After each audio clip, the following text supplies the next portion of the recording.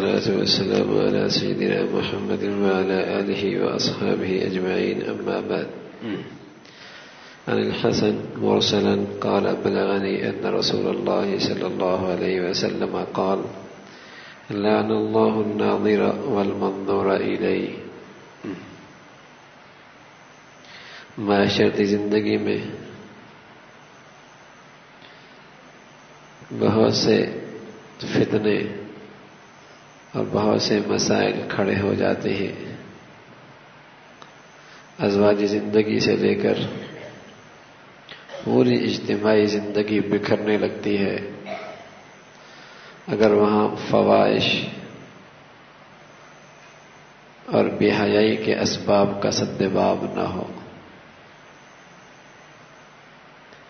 دنیا کا کوئی سوسائٹی آباد نہیں ہو سکتی، خاندان نہیں جڑ سکتے، گھر نہیں آباد ہو سکتے جب تک کہ ان میں فواحش اور بے حیائی کے اسباب کا انسداد اور ان کی روک تھام نہ ہو. چونکہ آج دنیا میں یہ چیزیں عام ہو چکی ہیں، اس لیے دنیا مادی لحاظ سے کتنی ہی ترقی کیوں نہ کر جائے، ان کے خاندانوں کا حال اور ان کے گھروں کی زندگیاں ایک قصہ پارینہ بن چکی ہیں. بلکہ اب تو گھریلو زندگی کا تصور ہی وہاں ختم، میاں بیوی کا وہاں تصور ہی ختم ہوتا چلا جا رہا ہے، تصور ہی ختم ہوتا چلا جا رہا ہے. اس لیے اللہ کے نبی، پیارا نبی علیہ الصلاۃ والسلام اس سلسلے کی بہت ساری ہدایات دیتے ہیں اور تنبیہ بھی فرماتے ہیں، وعید بھی سناتے ہیں، ترغیب بھی دیتے ہیں، ڈراتے بھی ہیں اور اس کے فضائل بھی بتاتے ہیں. حضرت حسن فرماتے ہیں کہ مجھے یہ بات پہنچی کہ اللہ کے رسول صلی اللہ علیہ وسلم نے فرمایا اللہ کی لعنت ہے دیکھنے والے پر اور اس پر جس کو دیکھا جائے. مطلب یہ کہ جو کوئی کسی نامحرم عورت کو یا کسی کی سطر کو جس کا دیکھنا حرام ہے اگر دیکھے گا تو ایسا شخص اللہ کی رحمت سے محروم ہو جائے گا. اسی طرح جس نے قصداً دکھانے کا موقع فراہم کیا، جس نے قصداً دکھانے کا موقع فراہم کیا وہ بھی اللہ کی لعنت سے محروم ہو جائے گی. ایک عورت باہر نکلتی ہے اس انداز میں کہ اس پہ نظریں پڑتی ہیں، اسے پتہ ہے تو دیکھنے والا بھی گناہگار ہے اور جتنے لوگوں کی نظریں اس پہ پڑ رہی ہیں ان سب کی لعنت بھی اس پر ہے. اس لیے پیارے رسول صلی اللہ علیہ وسلم نے فرمایا، ایک شخص آیا کہ یا رسول اللہ اگر اچانک نظر پڑ جائے تو؟ فرمایا ان اصرف بصری، میاں اپنی نظر ہٹا لو نا، اپنی نظر ہٹا لو، ٹھہرنے نہ دو. غلطی سے خطا سے نظر پڑ گئی، ہٹا لو. حضرت علی رضی اللہ تعالیٰ عنہ سے اللہ کے رسول نے کہا لا تتبع النظرة النظرة فإن لك الأولى وليست لك الآخرة. اپنی نظر کے بعد دوبارہ نظر نہ ڈالنا یا نظر ٹھہرائے نہ رکھنا، فوراً ہٹا لینا. پہلی نظر تو معاف ہے لیکن دوسری نظر نہیں. میرے نبی فرمایا کرتے تھے غیر کو نظر بد سے دیکھنا، غیر کو دیکھنا، غیر کی بیٹیوں بہنوں کو دیکھنا، یہ شیطان کا وہ زہر میں بجھا ہوا تیر ہے کہ جس طریقے سے زہر میں بجھا تیر سے بسا اوقات ساری زندگی ختم ہو جاتی ہے، اسی طرح اس بد نظری سے بسا اوقات مہینوں اور سالوں کی نورانیت ضائع ہو جاتی ہے. زہر میں بجھا تیر کی طرح ہے. یہ وہ گناہ ہیں جنہیں ہمارا معاشرہ معمولی سمجھتا ہے، بلکہ کوئی منع کرے تو یار یہ کیسے زندگی گزر سکتی ہے اس کے بغیر، یہ کیسے ہو سکتا ہے اس کے بغیر. یہ جواب سننے کو ملتا ہے، کیسا ممکن ہے. تو میرے عزیزو اس سے کیا ہو، تبھی تو آج عبادتیں بے روح ہو گئی کہ نیکیاں بھی چل رہی ہیں اور یہ بد نظری بھی چل رہی ہے تو اس میں طاقت ہی نہیں ہے، بے روح. اللہ کے نبی فرمانے لگے کوئی شخص کسی عورت کی طرف نظر اٹھائے اور پھر فوراً اللہ کے ڈر سے نظریں ہٹا لے، اللہ اس دنیا میں اسے ایسی عبادت نصیب فرماتا ہے کہ جس کی حلاوت یہ اپنے اندر محسوس کرتا ہے۔ کوئی آدمی ایک پورا دن 24 گھنٹے حرام نہ دیکھے اور حرام نہ بولے، یقین جانے اسے مزہ آئے گا، دل کرے گا سجدے میں پڑا رہو، تلاوت کرتا رہو۔ حضرت عثمان فرمایا کرتے تھے کسی کو اللہ صاف دل نصیب فرما دے تو اس کا دل کبھی قرآن کی تلاوت سے سیر ہو ہی نہیں سکتا۔ ہم تو بدکتے ہیں نا، آئے اور بھاگے۔ اور ایک یہ کہ اللہ رب العزت یہ چیز نصیب، اللہ کے ڈر سے نظریں جھکا لے تو اسے ایسی عبادت ملے گی کہ اس کی حلاوت یہاں بھی محسوس کرے گا۔ چونکہ یہ بد نظری کا گناہ بہت عام ہو گیا، گھر پہنچے تو ٹی وی لگا دی، جیو دیکھنا ہے جی، وہ اور بھی بہت کچھ دکھاتے ہیں آپ کو، کرکٹ آ رہا ہے وہ دیکھنا ہے، کون وہ بھی خوار ہے یہ بھی خوار ہے، دیکھ رہے ہیں کہ وہ سٹے باز ہیں، انہوں نے کیا تماشا کر رکھا ہے، لیکن قوم باز نہیں آتی، وہ رمضان کو بھی نہیں چھوڑتی، گالیاں بھی دیتے ہیں دیکھتے بھی ہیں، عجیب عقلیں ماری گئی ہیں۔ تو گناہ ہی گناہ ہے، اس لیے تو نماز پڑھی اور نورانیت کوئی نہیں، روزہ رکھا اور نورانیت کوئی نہیں، زکوٰۃ دی اور نورانیت کوئی نہیں، نفل پڑھے تراویاں پڑھی نورانیت کوئی نہیں، وہ نور اکٹھا ہی نہیں ہوا۔ بالٹی میں اس نے دودھ ڈالا اور اس آنکھ کی سوراخ سے وہ سارا دودھ ضائع ہو گیا تو کیا رہے گا بالٹی کے اندر؟ دل کے پیالے میں نیکی کا نور آیا اور آنکھ کی سوراخ سے وہ سارا زائل ہو گیا تو یہاں کیا بچے گا نور؟ کچھ نہیں بچتا۔ اس لیے تو زندگیاں نہیں بدلتی، عبادتیں کرنے کے بعد بھی رمضان میں، رمضان جیسا مقدس مہینہ جسے میرے نبی فرماتے ہیں اللہ ہر چیز کا ریٹ جسے کہیں کہ مزدوری بڑھا دیتے ہیں، ہاں، اور اس موسم میں اللہ اپنے ولی بناتا ہے، ولایت کے درجے نصیب فرماتا ہے، لوگ اللہ کے ولی بن جایا کرتے ہیں، اور ہمیں کیونکہ گناہ بھی کر رہے ہیں، ہم بھی نیکیاں کرتے ہیں اللہ کے ولیوں کی طرح، تہجد پڑھنا، تلاوت کرنا، صدقہ خیرات کرنا، یہ اللہ کے پیاروں کی نیکیاں ہیں، لیکن اللہ کے پیاروں میں اور ہم میں فرق یہ ہے کہ وہ اللہ کے لاڈلے اور پیارے نیکیاں کرتے ہیں بچا لیتے ہیں، ہم نیکیاں ان جیسی کرتے ہیں لیکن ضائع کر دیتے ہیں، یہ فرق ہے، وہ بچا لیتے ہیں ہم گناہ کر کے ضائع کر دیتے ہیں۔ امامہ فرماتے ہیں رضی اللہ تعالیٰ عنہ، حضور علیہ الصلوۃ والسلام نے فرمایا کہ جب کوئی شخص کسی غیر کی طرف نظر اٹھاتا ہے اور پھر اللہ کے لیے جھکا دیتا ہے تو اللہ اسے عبادت کی حلاوت نصیب فرماتا ہے۔ اب تک بد نظری کی لذت سے ہم آشنا ہیں، کبھی نظریں جھکانے کی لذت بھی چکھیں، اس کا بھی اپنا مزہ ہے۔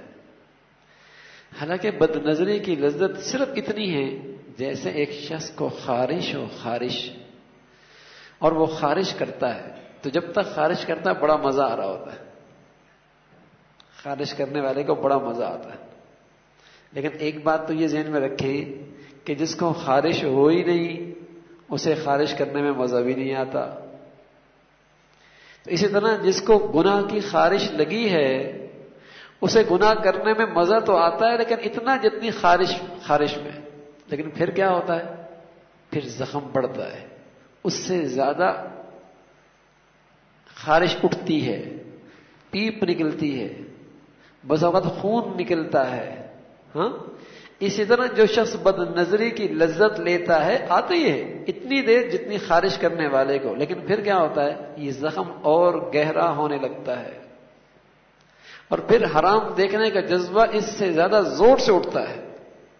اور سچ کہہ رہا ہوں، جس کی آنکھیں کنٹرول میں نہیں اس کا دل کنٹرول میں نہیں، جس کا دل کنٹرول میں نہیں اس کی شرمگاہ کنٹرول میں نہیں، یہ اللہ نے ایک نظام رکھا ہے۔ جس کی نگاہیں محفوظ نہیں اس کا دل محفوظ نہیں، جس کا دل محفوظ نہیں اس کی شرمگاہ محفوظ نہیں۔ تو پیارا نبی تو بہت آگے کی بات بتا رہے ہیں نا کہ اسی کو روک لو، پھر ایسا نہ ہو کہ دل بچانا مشکل ہو جائے گا، بچا لو، ورنہ ایسا نہ ہو کہ تمہاری عفت چلی جائے اور یہ ایک ایسا داغ ہو جائے گا کہ پھر ساری زندگی شرمندگی اٹھانی پڑے گی، ایسا منہ کالا ہو جائے گا. اس لیے اس سے پہلے روک لو، اس آنکھ کو بچا لو، اس آنکھ کو بچا لو. تو اس کو بچا لیا تو اللہ ایمان کی حلاوت بھی نصیب فرمائے گا. لیکن دیکھا لذت آئے گی لیکن خارش کی طرح. ظاہر ہے خارش کی لذت صحت کی لذت جیسے تو نہیں ہو سکتی نا، صحت کی لذت کی طرح تو نہیں ہو سکتی، پائیدار لذت ہے وہ صحت کی.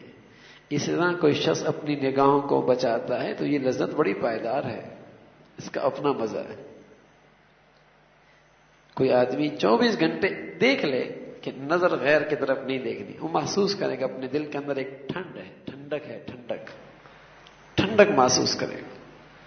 اور کوئی ابھی بازار سے گھر واپس ہو کے آئے اور بد نظری کر کے آئے، وہ عجیب سی اندر سے ایک بے چینی سی ہے، بے سکونی سی ہے، ایسا لگتا ہے کچھ اندر سے چیز چلی گئی. گناہ کا اثر ہوتا ہے، اسے کہیں گے اس کے نتائج ہیں. تو حضور علیہ الصلوۃ والسلام نے فرمایا اپنی نظروں کو بچاؤ. پھر آپ نے فرمایا، ابن عمر روایت ہے، حضور علیہ الصلوۃ والسلام نے فرمایا لا یخلون رجل بامرأة الا كان ثالثهما الشیطان. معاشرے کو فواحش اور گندے اخلاق اور اعمال سے روکنے کے لیے آپ نے جو اور بہت ساری ہدایات دی، ان میں ایک شخص یہ بھی ہے کہ کوئی مرد کسی عورت سے تنہائی میں نہ ملے. اگر ملے گا تو شیطان کو ایسے موقع پہ خوب کھیلنے کا موقع ملے گا، خوب کھیلنے کا موقع ملے گا. اس لیے اللہ کے نبی نے فرمایا کہ ایسا ہرگز نہیں ہو سکتا کوئی نامحرم آدمی کسی عورت سے تنہائی میں ملے اور وہاں تیسرا شیطان موجود نہ ہو. جوان بچیاں ٹیوشن پڑھتی ہیں، جوان بچیاں، اور جب برے نتائج آتے تو پھر روتے ہیں اور پھر ایسا زخم لگتے ہیں کہ دکھا بھی کسی کو نہیں سکتے. تو میرے نبی نے کیا بتایا ہے؟ ہاں وہ کہاں جا رہے ہیں؟ آج انہوں نے اکٹھے اسکول کے امتحان کی تیاری کرنی ہے. یہ ایسے بدقسمت نظام تعلیم ہے، ایسے بدبخت لوگ ہیں، اسکول کالج یونیورسٹیوں کا نظام بنا لیا کہ یہ جان بوجھ کر گروپ بناتے ہیں. ہر گروپ میں 1-2 بچیاں اور 1-2 لڑکے، اور بس اوقات ایک لڑکا اور ایک لڑکی گروپ بنتے ہیں. اب ماں باپ بھی مطمئن، میرا بیٹا تو آج تعلیم تیاری کر رہا ہے اسکول کی، اپنے گروپ کے ساتھ گیا ہے، میری بیٹی تو آج گروپ میں سیکھنے کے لیے، جسے کہیں گے تیاری کرنے کے لیے جا رہی ہے. راتیں وہیں گزر جاتی ہیں. حیرت ہے. حد سے زیادہ میرے خیال ہے اولاد کے بارے میں خود اعتمادی ہے، حد سے زیادہ خود اعتمادی ہے. اور نتائج بد کیا ہیں؟ شرموش سے زیادہ معاشرہ جانتا ہے. تو اللہ کا نبی تو بہت آگے کی بات سوچ رہے اور بتا رہے. فرمایا جہاں یہ ہوگا وہاں تیسرا شیطان ضرور ہوگا، وہاں تیسرا شیطان، اور اسے خوب کھیلنے کا موقع ملے گا. حضرت عبیہ ابن عامر فرمانے لگے رسول اللہ صلی اللہ علیہ وسلم نے فرمایا ایاکم الدخول علی النساء فقال رجل یا رسول اللہ ارأیت الحمو قال الحمو الموت رواه البخاری. حضرت عقبہ ابن عامر فرماتے ہیں کہ آپ نے فرمایا ہے کہ تم نامحرم عورتوں کے پاس جانے سے بچو، اس معاملے میں بہت احتیاط کرو. ایک شخص نے دریافت کیا شوہر کے قریبی رشتہ دار دیور وغیرہ کے بارے میں حضور آپ کا کیا ارشاد ہے، ان کے لیے کیا حکم ہے؟ آپ نے ارشاد فرمایا وہ تو بالکل موت اور ہلاکت ہے. یہ کون کہہ رہا ہے؟ اللہ کا نبی کہہ رہا ہے. روایت کس نے کی؟ امام بخاری نے کی ہے. قرآن کے بعد سب سے معتبر کتاب امام بخاری کی ہے. کیا کہہ رہا ہے؟ اللہ کا نبی کہہ رہا ہے کہ غیر مرد غیر عورتوں کے پاس جانے سے بچیں. فرمایا اللہ کے رسول کیا خیال ہے آپ کا؟ کس کے بارے میں؟ شوہر کے بھائی کے بارے میں. اس کے بارے میں فرمایا وہ تو موت اور ہلاکت ہے. اس سے بھی پردہ ہے، اس سے بھی پردہ ہے. شوہر کے قریبی رشتہ دار باپ ہے، اس سے پردہ نہیں. اس کی پہلی بیوی سے اولاد ہے، اس سے پردہ نہیں. یہ سہم محرم ہے. لیکن حقیقی بھائی ہے وہ نامحرم ہے. اس سے آزادانہ گھر میں آنا اور خلوت اور جلوت میں بے تکلف اور بے پردہ اور اس سے باتیں کرنا اور مزاح کرنا، حضور علیہ الصلوۃ والسلام نے فرمایا یہ انتہائی خطرناک ہے، عفت اور دیانت کے لیے گویا زہر قاتل ہے، یہ زہر قاتل ہے۔ اور دنیا تماشے دیکھ بھی رہی ہے، خبریں بھی آتی ہیں، ہاں خبریں بھی آتی ہیں۔ تو اس لیے یہ میرے نبی کے اسلامی معاشرت کی ہدایات ہیں کہ گھروں کے اندر پردہ زندہ کریں۔ پہلے مسلمانوں میں یہ چیز بہت اہتمام سے تھی اور اس کی برکتیں بھی گھروں میں بہت تھیں۔ جب سے یہ چیز گھروں سے نکلی ہے، آج ہر شخص دیکھ رہا ہے خاندانوں کا حال کیا ہے، گھروں کا حال کیا ہے۔ اللہ ہم سب کی حفاظت فرمائے۔ الحمد للہ رب العالمین والصلاة والسلام علی سیدنا محمد وعلی آلہ واصحابہ اجمعین۔ اللہم لک الحمد کلہ ولک الشکر کلہ، اللہم لک الحمد کلہ ولک الشکر کلہ۔ نستغفر اللہ نستغفر اللہ نستغفر اللہ۔ سبحان ربک رب العزة عما یصفون وسلام علی المرسلین والحمد للہ۔